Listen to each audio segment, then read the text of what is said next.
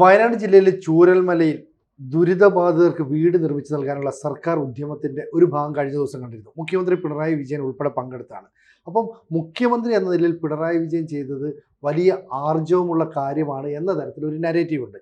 എന്നാൽ ദുരന്തബാധിതരായ എല്ലാവർക്കും നീതി കിട്ടിയോ എന്ന കാര്യത്തിൽ സംശയമുണ്ട്. മാത്രമല്ല UDFിൻ്റെ ചില പ്രതിനിധികൾ വരുമ്പോൾ അവിടെ ഒരു പൊതുസമ്മേളന വേദിയിൽ കൂവി വിളിക്കുന്ന ഏർപ്പാടും കണ്ടു. ഇതൊക്കെ തന്നെ ഒരു രാഷ്ട്രീയ സ്റ്റണ്ടായിട്ട് മാറും. കാരണം നിയമസഭാ തെരഞ്ഞെടുപ്പ് ഏതാണ്ട് പടിവാതിൽക്കൽ എത്തിയിരിക്കുന്നു. ഇതിപ്പം അഹമ്മദ് മാഷുണ്ട്, TG മോഹൻദാസ് സാറുണ്ട്, ഇവരായിരുന്നു മുഖ്യമന്ത്രി ആയിരുന്നെങ്കിലും ഇതൊക്കെ തന്നെ ചെയ്യുമായിരുന്നുള്ളൂ എന്ന തരത്തിലും വ്യാഖ്യാനിക്കപ്പെടുന്നുണ്ട്. എങ്ങനെയാണ് ഇന്നലെ നടന്ന സംഭവങ്ങളെയൊക്കെ നമുക്കൊന്ന് വിലയിരുത്താൻ പറ്റുക? ഞാൻ സ്നിജി മുഖ്യമന്ത്രി ഒരു രാഷ്ട്രീയക്കാരനും കൂടെയാണ്. അതുകൊണ്ട് ഇതുപോലത്തെ കാര്യങ്ങൾ രാഷ്ട്രീയ ലാഭത്തിന് ഉപയോഗിക്കുന്നതിൽ ഞാൻ തെറ്റൊന്നും പറയില്ല. എല്ലാ രാഷ്ട്രീയക്കാരും എല്ലാ ഭരണാധികാരികളും അത് ചെയ്യുന്നതാണ്. ഒരു നല്ല കാര്യം ചെയ്യുമ്പോൾ അതിൽ നിന്ന് 10 വോട്ട് എനിക്ക് കിട്ടണം എന്ന് ആഗ്രഹിക്കുന്നതിൽ തെറ്റൊന്നുമില്ല. അതിൻ്റെ ടൈമിംഗ് അതനുസരിച്ച് ഡിസൈൻ ചെയ്യുക, തെരഞ്ഞെടുപ്പിന് തൊട്ട് മുമ്പ് ചെയ്യുക, ഇതൊക്കെ രാഷ്ട്രീയത്തിലുള്ളതാണ്. അതിന് ഞാൻ കുറ്റമൊന്നും പറയില്ല. പക്ഷേ ഇവർ തുടക്കം മുതൽ ഈ മുണ്ടക്കൈ ചൂരൽമലയിൽ എനിക്ക് ഇതുവരെ മനസ്സിലാവാത്ത ഒരു കാര്യം, ഈ ദുരന്തം നടന്നപ്പോൾ നമ്മുടെ റിപ്പോർട്ടർ ചാനലുണ്ടല്ലോ, ആൻഡോ അഗസ്റ്റിൻ പറഞ്ഞു, എൻ്റെ കയ്യിൽ 1000 ഏക്കർ സ്ഥലമുണ്ട്, ഞാൻ ഒരു മുണ്ടക്കൈ ചൂരൽമല റിപ്ലിക്ക സൃഷ്ടിച്ച് അവർക്ക് കൊടുക്കാം. എന്തൊക്കെ അവിടെ ഉണ്ടായിരുന്നു? സ്കൂളിന് സ്കൂള്, പള്ളിക്ക് പള്ളി, അമ്പലത്തിന് അമ്പലം, ഇത് എല്ലാം ഞാൻ ചെയ്ത് കൊടുക്കാം, ഫ്രീ ആയിട്ട് കൊടുക്കാൻ. സർക്കാർ അത് സ്വീകരിച്ചില്ല. എന്തുകൊണ്ട് സ്വീകരിച്ചില്ല എനിക്ക് മനസ്സിലാവുന്നില്ല. അത് കഴിഞ്ഞിട്ട് ഈ ആൻഡോ അഗസ്റ്റിൻ ഒരു 2 മാസം മുമ്പ് അദ്ദേഹത്തിൻ്റെ തന്നെ ഒരു പത്രപ്രവർത്തനെ വിളിച്ചിരുത്തിയിട്ട് 3 മണിക്കൂർ നേരം നീണ്ട ഒരു സമ്മേളനം, പത്രസമ്മേളനം, അത് അങ്ങേര് തന്നെ അങ്ങേരുടെ ചാനലിൽ കാണിച്ചുകൊണ്ടിരുന്നു. ഇതൊക്കെയാണല്ലോ വിളിച്ച്. അപ്പോൾ അത് മറ്റ് ചാനലുകളെ കുറ്റം പറഞ്ഞുകൊണ്ടായിരുന്നു. ഞാൻ മാത്രമാണോ ഇതൊക്കെ, മനോരമ അങ്ങനെയല്ലേ, മാതൃഭൂമി അങ്ങനെയല്ലേ എന്നൊക്കെ പറഞ്ഞു. ഇതിൻ്റെ കൂടെ ഈ പ്രശ്നവും ആൻഡോ അഗസ്റ്റിൻ പറഞ്ഞു, ഞാനിത് ഫ്രീ ആയിട്ട് ചെയ്തു കൊടുക്കാമെന്ന് പറഞ്ഞു. പക്ഷേ സർക്കാർ വേണ്ടാന്ന് പറഞ്ഞു. പിന്നെ ശരി, സർക്കാർ എന്തുകൊണ്ടാണ് മൊത്തം ഫ്രീ ആയിട്ട് ഒരാൾ ചെയ്തു തരാമെന്ന് പറഞ്ഞിട്ട് നിങ്ങൾ വേണ്ടാന്ന് പറയുന്നത്? അയാൾ കഴിഞ്ഞിട്ട് ഒരു തവണ ചർച്ച ചെയ്ത് അത് ശരിയല്ല എന്ന് മനസ്സിലാക്കി, പൊള്ളയാണെന്ന് മനസ്സിലാക്കി നിങ്ങൾ തള്ളിക്കളഞ്ഞെങ്കിൽ ശരി. ഇത് പക്ഷേ ഒന്നും ചെയ്തില്ല. അതുപോലെ മറ്റേ പുള്ളി ഉണ്ടല്ലോ, ആ സ്വർണ്ണ കച്ചവടക്കാരൻ, എനിക്ക് ആ പേര്, ബോബി ചെമ്മണ്ണൂർ പറഞ്ഞു, അങ്ങേരെന്തോ 1000 വീട് വെച്ച് കൊടുക്കാമെന്നോ 500 വീട് വെച്ച് കൊടുക്കാമെന്നോ. പുള്ളിയുടെ സ്ഥലമില്ല. പുള്ളി പറഞ്ഞു, എൻ്റെ കയ്യിൽ സ്ഥലമില്ല, സ്ഥലം തന്നാൽ വീട് കംപ്ലീറ്റ് ഞാൻ ഫ്രീ ആയിട്ട് തരും. സർക്കാരിന് വേണ്ട, സർക്കാരിന് കാശ് വേണം. പിണറായി വിജയന് ദുരിതാശ്വാസ നിധിയിലേക്ക് കാശ് ഇടണം. ഇവരുടെ എസ്റ്റിമേറ്റ് ഉണ്ടാക്കി 2400 കോടി രൂപ അത് കേന്ദ്രം തന്നോണം. ഓരോ ദുരന്തവും പിണറായി വിജയന് ഓരോ ലോട്ടറിയാണ്. ഓഖി ദുരന്തം അത് ലോട്ടറി അടിച്ചതാണ്. അവസാനം പങ്കായത്തിന് അടികിട്ടുമെന്ന് ഇപ്പോൾ ഓടിപ്പാഞ്ഞ് കടകംപള്ളി സുരേന്ദ്രൻ്റെ കാറിൽ കയറി രക്ഷപ്പെടും. മുഖ്യമന്ത്രിയുടെ നാണക്കേടാ ലക്ഷ്യം. സ്വന്തം കാറിൽ കയറാൻ പറ്റിയില്ല, കാരണം പങ്കായമായിട്ട് പുറകെ ആൾക്കാർ വരുന്നു. ഓഖി ദുരന്തത്തിൻ്റെ കാശ് അത് വകമാറ്റി ചിലവാക്കി. 2018 പ്രളയം അത് വലിയ ലോട്ടറി ആയിരുന്നു. 2019 പ്രളയം വലിയ ലോട്ടറി ആയിരുന്നു. കൊറോണ അസാമാന്യ ലോട്ടറി. 110 രൂപയ്ക്ക് കിട്ടുന്ന PPE കിറ്റ് 1500 രൂപയ്ക്ക് ശൈലജ ടീച്ചർ മേടിച്ചിട്ട് അതിൻ്റെ കൂടെ മാക്സസ് അവാർഡും മേടിച്ചു. എൻ്റെ അമ്മ, ഇങ്ങനെ ഈ ദുരന്തം ഒരു ഓപ്പർച്യൂണിറ്റി ആയിട്ട് ലോട്ടറി ആയിട്ട് മാറ്റിയ ആൾക്കാർ കേരള ചരിത്രത്തിൽ ഇത്ര ഉണ്ടായിട്ടില്ല. അല്പസ്വല്പമൊക്കെ രാഷ്ട്രീയക്കാർ നക്കും, അത് ജനം പോട്ടെ എന്ന് വിചാരിച്ച് സഹിക്കും. പോട്ടെ, തൊലയട്ടെ, കാരണം കുറച്ച് ഇവനെ എടുക്കാതെ നമുക്ക് തരില്ല. അതുപോലെ ഇതങ്ങനെയല്ല. ഇത് കംപ്ലീറ്റ് ഇവരുടെ പേരിലുള്ളത് അങ്ങ് അടിച്ചു മാറ്റുക. എന്നിട്ട് കേന്ദ്രത്തിൻ്റെ തലയിൽ ഈ കേന്ദ്രം തരിക എന്നൊക്കെ പറഞ്ഞു കഴിഞ്ഞാൽ കണക്കോ സംഗതിയോ എന്തെങ്കിലും എടുക്കും. കൺവിൻസിങ് ആയിട്ടൊന്നും ചെയ്യാൻ പറ്റിയിട്ടില്ല. അത് കഴിഞ്ഞ് ഇത് എന്താ, കടം എഴുതി തള്ളണം ജനങ്ങൾക്ക്, എഴുതി തള്ളണം. അതും കേന്ദ്രം ഹൈക്കോടതിയിൽ പറഞ്ഞു, ഞങ്ങൾക്ക് എഴുതി തള്ളാൻ പറ്റില്ല, ഈ ബാധ്യതയില്ലേ ഏറ്റെടുക്കാൻ ഞങ്ങൾക്ക് പറ്റില്ല, അതിന് വകുപ്പില്ല, ചട്ടമില്ല, അതൊക്കെ ഇവരാണ് ചെയ്യുന്നത്. ആ തർക്കം ഇപ്പോഴും തീർന്നിട്ടില്ല. ഹൈക്കോടതി പറയുന്നത് ചട്ടമൊക്കെ അവിടെ നിൽക്കട്ടെ, പാവങ്ങളാണ്, നിങ്ങളതൊന്നും എഴുതി തള്ളാനൊന്നും സമ്മതിക്കരുത്. ഈ കേന്ദ്രം എഴുതി തള്ളുന്നത് കേന്ദ്രത്തിൽ നിന്ന് മേടിച്ച കാശല്ലേ, ഇത് ബാങ്കിൽ നിന്ന് മേടിച്ചതല്ലേ. ബാങ്കുകാരനോട് എഴുതി തള്ളണമെന്ന് പറയും, ബാങ്കുകാരൻ പറയും സാറിങ്ങനെ എഴുതി തള്ളാൻ ഞാനെന്ത് ചെയ്യും, അതിനും സമാധാനം വേണ്ടേ, അയാൾ എഴുതി തള്ളാന്ന് പറഞ്ഞു കഴിഞ്ഞാൽ. അപ്പം അങ്ങനെ അത് കിടക്കുന്നു. എന്നിട്ട് ഈ തരികിട കാണിച്ച് വീടുണ്ടാക്കി അതിൻ്റെ ഉദ്ഘാടനം, അതിൽ MLA കൂവുക. സാറേ എനിക്ക് മനസ്സിലായില്ല, ഇപ്പോൾ ടി സിദ്ദിഖ് മഹാനായ ഒരു രാഷ്ട്രീയക്കാരനാണെന്ന് ഞാൻ പറയില്ല. സാധാരണ രാഷ്ട്രീയക്കാരൻ്റെ എല്ലാ വിക്രമവും സംഗതിയൊക്കെ കയ്യിലുള്ളൊരു മനുഷ്യൻ, എന്നാലും അങ്ങേരെ അവിടുത്തെ MLA അല്ലേ. സ്വാഗതത്തിൽ അങ്ങേരുടെ പേര് പറഞ്ഞപ്പോൾ കൂന്നു. അത് പെയ്ഡ് ആൾക്കാരില്ല. പിണറായിയോ അദ്ദേഹത്തിൻ്റെ കൂട്ടാളികളോ വിളിച്ചു വരുത്തി എടാ ഇന്ന സ്ഥലത്ത് കൂവണം എന്ന് പറഞ്ഞിരുത്തിയ ആൾക്കാരാണ്. ആ മൂലയ്ക്ക് നിന്നാണ് കൂവുന്നത്, മൊത്തം സദസ്സല്ല കൂവുന്നത്. പ്ലാൻഡ് ആണ്. അപ്പോൾ ആ കോർണറിൽ നിന്നാണ് കൂവുന്നത്. അത് കഴിഞ്ഞ് ഇങ്ങനെ പ്രസംഗിക്കാൻ തുടങ്ങി, അപ്പോഴും കൂവുന്നു. ഇപ്പോൾ സിദ്ദിഖ് എന്തെങ്കിലും അബദ്ധം പറഞ്ഞു ചെയ്തു, അന്നേരം കൂവിക്കഴിഞ്ഞാൽ മനസ്സിലാക്കാം. ഇതങ്ങനെയൊന്നുമല്ല, സിദ്ദിഖാണെന്നുള്ള ഒറ്റ കാരണം കൊണ്ട് കൂവുക. അതൊരു മര്യാദയാണ്. മാത്രമല്ല മുഖ്യമന്ത്രി ഇരിക്കുന്നു, മറ്റു മന്ത്രിമാരിരിക്കുന്നു, അവരാരെങ്കിലും കൂവരുത് എന്ന് പറയണ്ടേ, അവരുടെ ആൾക്കാരാണല്ലോ. ഒന്നാമത് അവർ വണ്ടിയൊക്കെ ഇട്ട് കൊണ്ടുവന്ന ആൾക്കൂട്ടാണെന്നാണ് അറിയുന്നത് ഞാൻ, സത്യമാണെന്ന്. എന്നിട്ട് ഈ പ്രവൃത്തിയൊക്കെ ചെയ്യാൻ മഹാമോശമായി പോയി. നമ്മൾ ദുരന്തങ്ങളെ ലോട്ടറിയാക്കി മാറ്റുന്നത് അംഗീകരിക്കാൻ പറ്റില്ല. അതൊരു മാർസിയൻ ടേം ഉണ്ട് സാർ, സാറിന് അറിയാലോ, ഡിസാസ്റ്റർ ക്യാപിറ്റലിസം എന്ന് പറയും. ഈ ദുരന്തം വരുമ്പോൾ ദുരന്ത മുതലാളിത്തം, ഒരു വാക്ക് മാർസിയനാണത്, കറക്റ്റാ. ഒരു ദുരന്തം വന്നാൽ അതെങ്ങനെയാണ് പണമാക്കി 10,000 മടങ്ങ് ഇരട്ടിപ്പിക്കുക എന്നുള്ളതിൻ്റെ തന്ത്രം മുതലാളിത്തത്തിൻ്റെ തന്ത്രമാണെന്നാണ് മാർക്സ്. ആ തന്ത്രം അതിസമർത്ഥമായി പയറ്റുകയാണ് ഇപ്പോൾ സാർ ഈ പറഞ്ഞ ഉദാഹരണങ്ങളിലൊക്കെ പിണറായി ചെയ്യുന്ന കാര്യം അതാണ്. ഇപ്പോൾ ആലോചിച്ച് നോക്കൂ, ഏതെങ്കിലും ഒരു മുതലാളിക്ക് ഇപ്പോൾ ആൻഡോ അഗസ്റ്റിനായാലും ബോബി ചെമ്മണ്ണൂരായാലും ട്രാക്ക് റെക്കോർഡ് ഷെയ്ഡി ആയിട്ടുള്ള ക്യാരക്ടേഴ്സാണെന്ന് വിചാരിക്കാം. എന്നാലും അതിന് ക്ലാരിറ്റി ഉണ്ടോ? സാറ് പറഞ്ഞ പോലെ ഒന്ന് വിളിച്ചു വരുത്തിയിട്ട് നിങ്ങളുടെ പ്രോജക്റ്റ് എന്താണ്, എന്താ നിങ്ങളുടെ സോഴ്സ്, നിങ്ങൾ എന്താണ് ഇതുകൊണ്ട് ഇവർക്ക് ഉദ്ദേശിക്കുന്ന ലാഭം എന്താണ്? അതോ വലിയ ചാരിറ്റി ആണെങ്കിൽ ഒന്നും കാണാതെ ഇപ്പം ആൻഡോ അഗസ്റ്റിൻ ഇവിടെ മെസ്സിയെ കൊണ്ടുവന്ന് കളിപ്പിക്കാൻ വന്നില്ലേ, ഒരു സ്റ്റേഡിയം മൊത്തം കുളമാക്കി കിട്ടി, മെസ്സി ഒട്ട് വന്നുമില്ല. അത്തരത്തിലുള്ള ട്രാക്ക് റെക്കോർഡൊക്കെ ഉള്ള ഒരാളെ മരമുറി കേസ് ഉൾപ്പെടെയുള്ള ധാരാളം കേസുകൾ, ചാനൽ പോലും പെയ്ഡാണ്, ധാരാളം ആരോപണങ്ങൾ വന്ന ഒരാളെ കുറിച്ചാവാം. ബോബി ചെമ്മണ്ണൂരിനെ കുറിച്ച് ഇതുപോലുള്ള ഓക്സിജൻ സിറ്റി പോലുള്ള ധാരാളം കഥകളുണ്ട്. അപ്പോൾ അങ്ങനെയാണെങ്കിൽ തന്നെ ഇങ്ങനൊരു വലിയ ഓഫർ വരുമ്പോൾ സാറ് പറഞ്ഞു രാജ്യത്തിന് വേണ്ടി സ്വമേധയാ കോടിക്കണക്കിന് രൂപ ഇൻവെസ്റ്റ് ചെയ്യാൻ ഞങ്ങൾ തയ്യാറാണ് എന്ന് പറയുമ്പോൾ ചർച്ച ചെയ്യണ്ടേ? കാര്യം വളരെ സിമ്പിളാണ് സാർ. ഇതിന് വേണ്ടത് ആളുകളിൽ നിന്ന് കണക്കറ്റ് സ്വരൂപിക്കാൻ, ഞാൻ വായിച്ച ശരിയാണോ എന്ന് എനിക്കറിയില്ല, സബ്ജക്ട് ടു ദ കറക്ഷൻ. എന്താ വെച്ചാൽ 2 കാര്യങ്ങൾക്കാണത്രേ ഡയറക്റ്റ് ഓഡിറ്റ് ഇല്ലാത്തത്. ഒന്ന് എലക്ഷൻ ഫണ്ട്, മറ്റൊന്ന് ഡിസാസ്റ്റർ ഫണ്ട്. കറക്റ്റ് ആണോ? അത് ശരിയാണോ? എനിക്ക് ഉറപ്പില്ല. ഇല്ല അല്ലേ? ഇത് രണ്ടിനുമാണത്രേ മറ്റേതിന് കണക്ക് കൊടുക്കണം. അതുകൊണ്ടാണല്ലോ ഒരു ബില്ല് പോലും ഇല്ലാതെ നമ്മുടെ ശൈല ടീച്ചറമ്മയുടെ ആഫീസിൽ നിന്ന് ഒരു ബില്ല് പോലും ഇല്ലാതെ കോടിക്കണക്കിന് രൂപയ്ക്ക് മരുന്ന് വാങ്ങാനൊക്കെ പറ്റുന്നത് അതുകൊണ്ടാണല്ലോ. അപ്പോ ഈ സാധനത്തിന് ഇവർക്ക് വേണ്ടത് കാശാണ്, കാശ് പിരിച്ചെടുക്കുക, എന്നിട്ട് കണക്കില്ലാതെ ചെലവാക്കുക.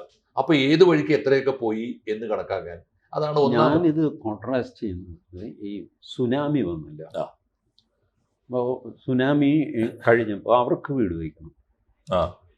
അന്ന് ഉമ്മൻചാണ്ടി ഈ പറഞ്ഞ സന്നദ്ധ സംഘടനകൾ കൊണ്ടാണ് കൂടുതൽ വീട് വെപ്പിച്ചത്. മാതാമൃതാനന്ദമയായിരുന്നു നമ്പർ 1. അവര് 110 വീടോ മറ്റോ അവർ വെച്ചു. അതാണ് ചെയ്യിക്കേണ്ടത്.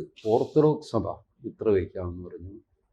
നമ്മുടെ ഇവർ KMCC ആണ്, KMCCയോ അതോ SYSO, മുസ്ലിം ലീഗിൻ്റെ ഒരു ഇതുണ്ട്, മറ്റേ സുന്നി യുവജന സംഘം എന്ന് പറഞ്ഞു. അവരാണ്, എനിക്ക് ഓർമ്മയില്ല, 2004 സംഭവമാണ്. അവർ കുറേ വീടുകൾ വെച്ചു. പിന്നെ ചെറിയ ചെറിയ സന്നദ്ധ സംഘടനകൾ എല്ലാവരും ഓഫർ ചെയ്തു 2 വീട് 1 വീട്. ഉമ്മൻചാണ്ടി പറഞ്ഞു ഇത് സ്റ്റാൻഡർഡൈസ് ചെയ്യണം.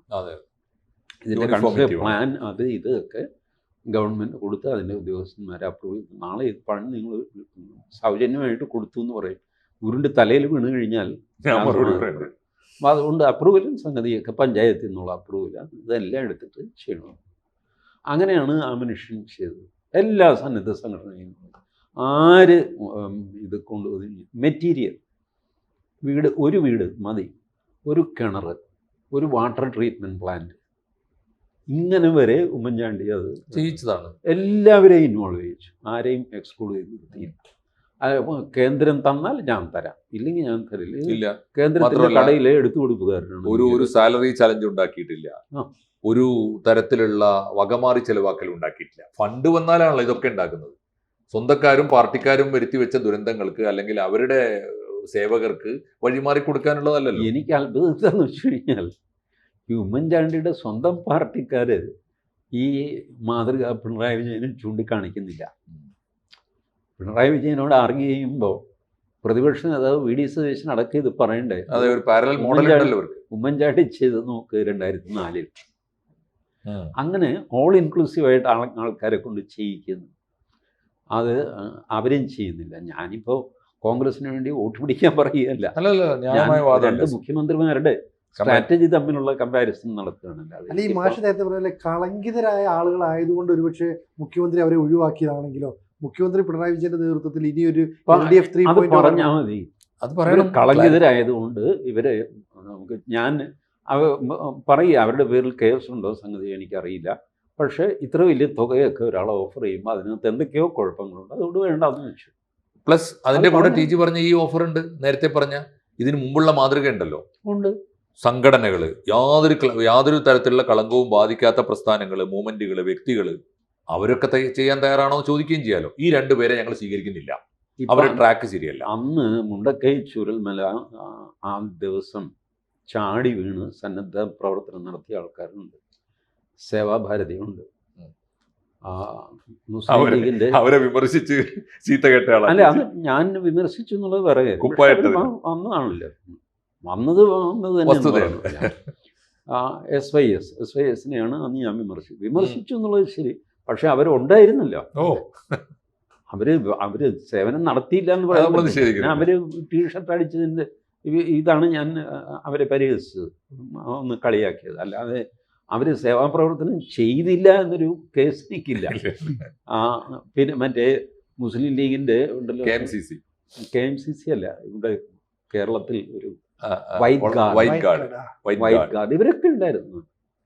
നിങ്ങൾ എന്തുകൊണ്ട് ഇവരെ തന്നെ വിളിച്ചു വരുത്തുന്നില്ല? നിങ്ങളൊക്കെ വന്നേ, നിങ്ങൾക്കൊരു ടൗൺഷിപ്പ് ഉണ്ടാക്കാൻ പറ്റുമോ? കുറച്ച് പൈസ സംഘടിപ്പിച്ചിട്ട്.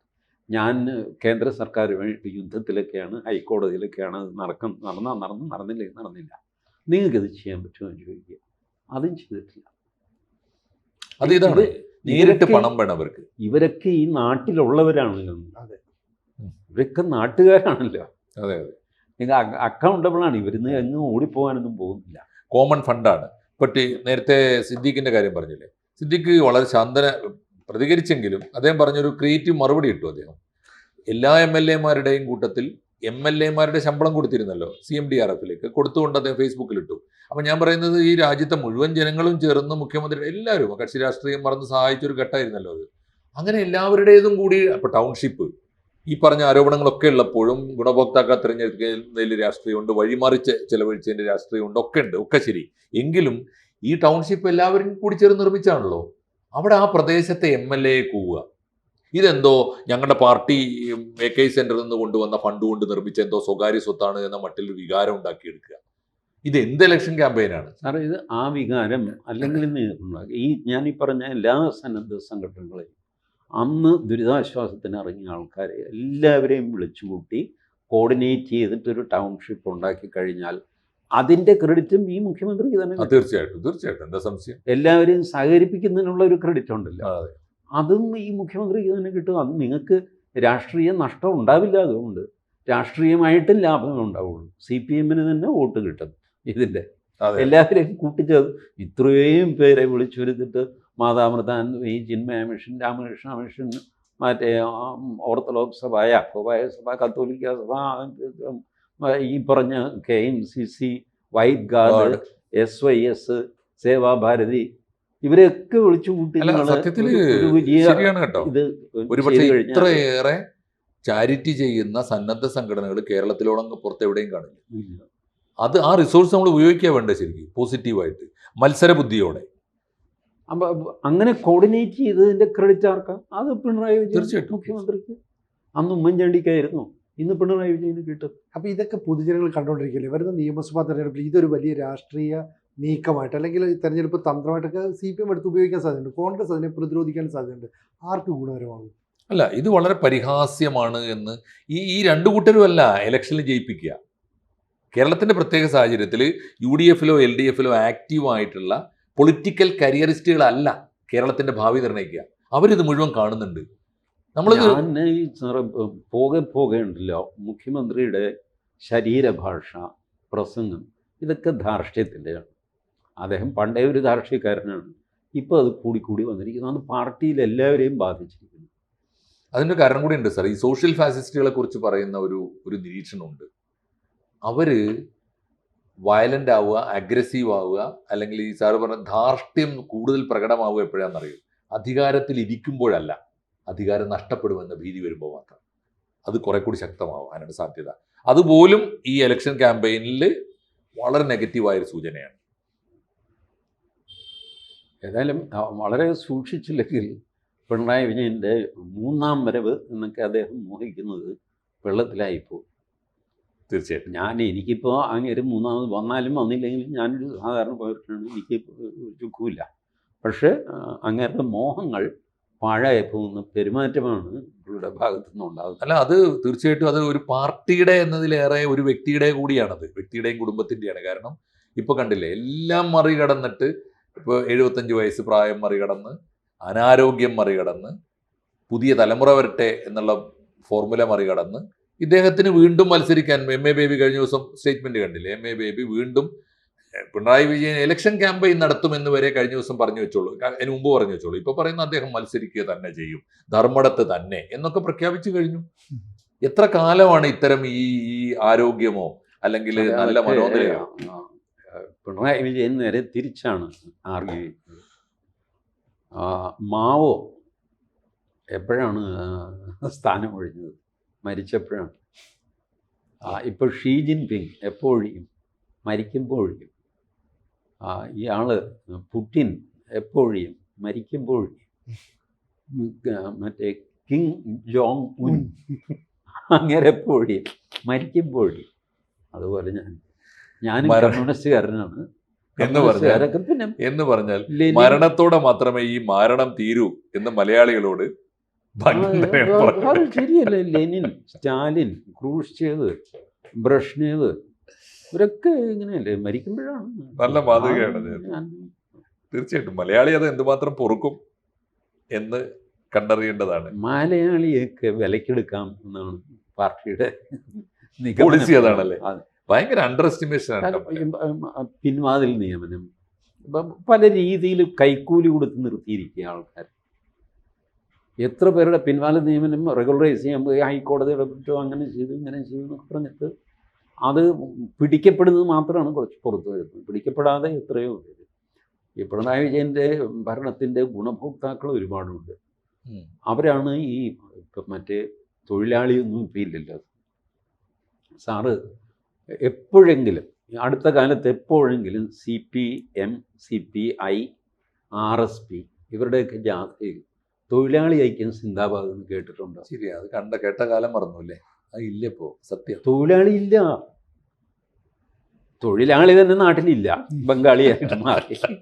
ഉള്ള തൊഴിലാളി ഐക്യവും ഇല്ല, ഉള്ള ഒരു പാർട്ടിയിലും അവരെ മൈൻഡ് ചെയ്യുന്നില്ല. കാരണം എല്ലാം മധ്യവർഗത്തിന്റെ പാർട്ടി, NGO, അധ്യാപകര്, കോളേജ് അധ്യാപകര്, പിന്നെ DYFI ചെറുപ്പക്കാർ, ഇതൊക്കെയാണ് പാർട്ടിയുടെ ബേസ്. ഇപ്പോൾ അധ്വാനിക്കുന്ന തൊഴിലാളിയാണ്. അല്ല, തൊണ്ട് തല്ലുകയും കയറ് വിരിക്കുകയും തൂമ്പ കൊണ്ട് കളയ്ക്കുകയും ചെയ്യുന്ന തൊഴിലാളി ഇപ്പോൾ ഉണ്ടോ? ഇല്ല. തെങ്ങ് കയറുന്ന തൊഴിലാളി ഉണ്ടോ? ഇല്ല. ശരിയാ. ഇപ്പൊ ചോട്ട് തൊഴിലാളി ഒരു പ്രത്യേക ഗ്രൂപ്പായതുകൊണ്ട് അത് ചുമട്ടുതൊഴിലാളികൾ ബംഗാളി കയറിയിട്ടുമില്ല. സാർ ശ്രദ്ധിച്ചു, അത് ശരി. അവരെ കയറ്റിയില്ല. കാരണം ചുമട്ടുതൊഴിലാളി നല്ല വരുമാനമുള്ള വലിയ ഓർഗനൈസ്. അത് വലിയൊരു ഒരു ഭീകര അധോലോക സംഘം പോലെയാണ് കേരളത്തിലെ ചുമട്ടുതൊഴിലാളി സംഘം, എല്ലാ പാർട്ടികളുടെയും. അതെ അതെ. അപ്പോൾ അവർ മാത്രമാണ് ഇപ്പോൾ തൊഴിലാളി എന്നുള്ള പേരിൽ കുറച്ചെങ്കിലും നിൽക്കുന്നത്. അവർ തന്നെ തൊഴിലാളി ഐക്യം സിന്ദാബാദ് വിളിക്കുന്നില്ല. അപ്പോൾ അത് പോയി. ഇപ്പോൾ പണക്കാരുടെയും മധ്യവർഗക്കാരുടെയും ഒക്കെ ഒരു പാർട്ടിയാണ് CPM. അവരെ ഹാപ്പിയാക്കി നിർത്താനുള്ള നമ്പറുകളൊക്കെ CPM ഇറക്കിയിട്ടുണ്ട്. അതുകൊണ്ടാണ് അവർ 3ാം തവണയും വരുമെന്ന് അവർ കാൽക്കുലേറ്റ് ചെയ്യുന്നത്. ഇപ്പോഴത്തെ തൊഴിലാളി ചൂരൽമലയിൽ ഈ പ്രതിപക്ഷത്തിനും എതിരാളികൾക്കും എതിരായി മുദ്രാവാക്യം വിളിക്കുന്ന തൊഴിലാളിയാണ്. ആ തൊഴിലാളികളുടെ ഐക്യം കൊണ്ട് ഭരണം വീണ്ടും പിടിക്കാമെന്നാണ് മോഹം. കാത്തിരിക്കാം നമുക്ക്. കൂടുതൽ വാർത്തകളും വിശേഷങ്ങളും നിങ്ങളിലേക്ക് എത്താൻ ABC മലയാളം സബ്സ്ക്രൈബ് ചെയ്യുക, ബെൽ ബട്ടണും അമർത്തുക.